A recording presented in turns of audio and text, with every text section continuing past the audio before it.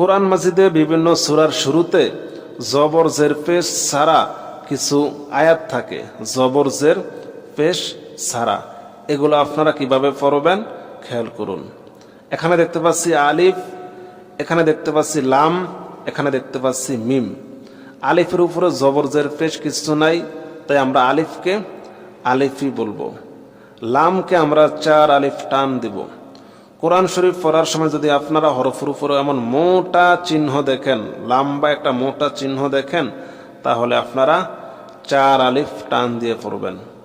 লামের উপরে 4 আলিফের একটি চিহ্ন, তাই আমরা লামকে 4 আলিফ টান দিতে দিতে আমরা মিমকে ধরব। মিমের উপর যেহেতু আমরা দেখতে পাচ্ছি তাজদিদ, আমরা জানি নুনে মিমে তাজদিদ থাকিলেই গুন্নাহ, তাই আমরা মিমে কিছুক্ষণ গুন্নাহ করব। মিমে কিছুক্ষণ গুন্নাহ করার পরে মিমকেও আমরা 4 আলিফ টান দিব। আলিফে কোনো টান নাই, লামে টান আছে, মিমে গুন্না আছে, সাথে টানও আছে। এই হরফগুলাতে আমরা শুধু হরফগুলারই নাম বলবো। দেখুন কিভাবে, আলিফ লাম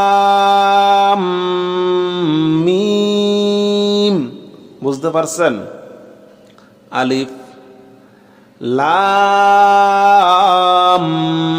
মিম, দেখুন আলিফ লাম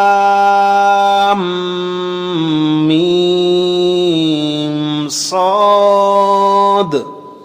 জবর জের পেশ ছাড়া আয়াতের শুরুতে যে আয়াতগুলা থাকবে সেগুলা পড়ার নিয়ম। শুধু আমরা হরফগুলার নাম বলবো।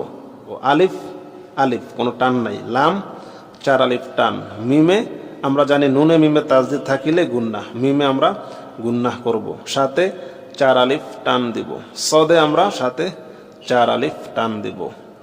আলিফ লাম মিম সদ, আলিফ লাম মিম র, কাফ হা ইয়া আইন সদ। ঠিক আছে? তাহলে জবর জের পেশ ছাড়া যে আয়াতগুলো থাকবে সেগুলো আমরা কিভাবে পড়বো তা আমরা শিখলাম। এখন আমরা কোরআন